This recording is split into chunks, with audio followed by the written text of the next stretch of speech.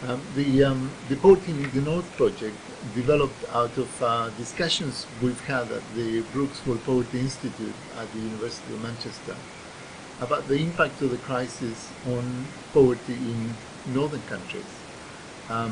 Our institute is very much focused on poverty in developing countries today, but the kind of certainly the very rapid increase in poverty and vulnerability in European countries and North Atlantic countries affected by the crisis led us to think that perhaps there is something that we can contribute to a discussion of what to do about poverty in the North.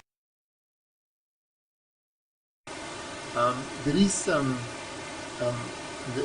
has been a division, a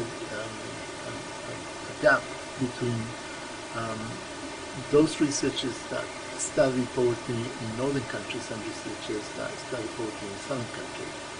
There has also been a gap in terms of international policy discussions. So, for example, developing countries are guided by the Millennium Development Goals, but developed countries are not guided by the Millennium Development Goals. So there is also a gap in terms of international policy about poverty.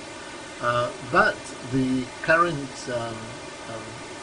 financial crisis is really making us realize that there are common areas of research, common areas of policy, common interests in terms of finding out what could eradicate poverty in the world.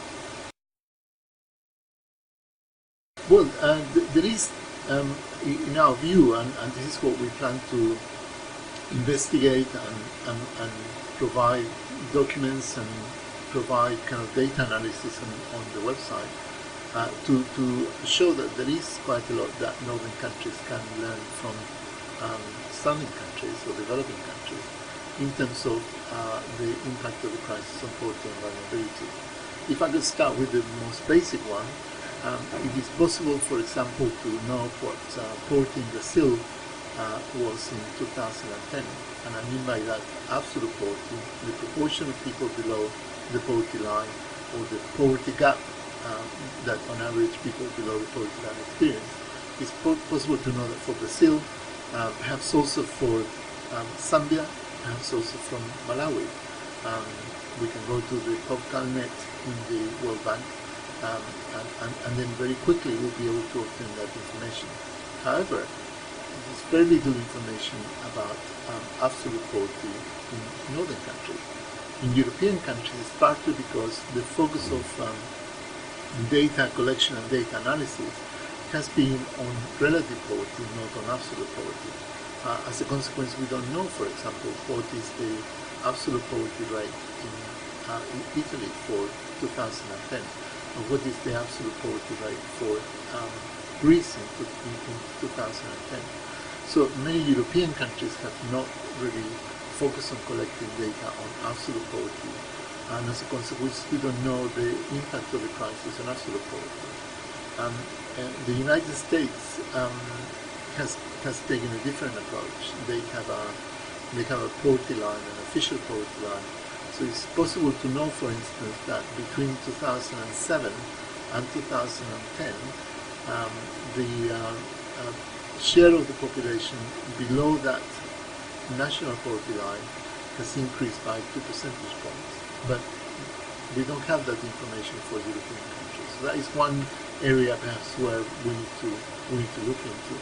The other one is that developing countries have experienced prolonged periods of recession. For instance, in Latin America, we speak about the 1980s as the lost decade. It was a decade in which earnings fell, vulnerability and poverty increased very substantially, and inequality increased too. And I guess East Asian countries after the 1997 countries also experienced a prolonged period of crisis and recession and a very slow recovery. Certainly transition economies have also been experienced poverty increases over a period of time. So I think there is quite a lot that we can learn from how these developing countries um, um, address the issue of a prolonged crisis, and how they can try to organize their public policy to try to mitigate the impact of the crisis on poverty.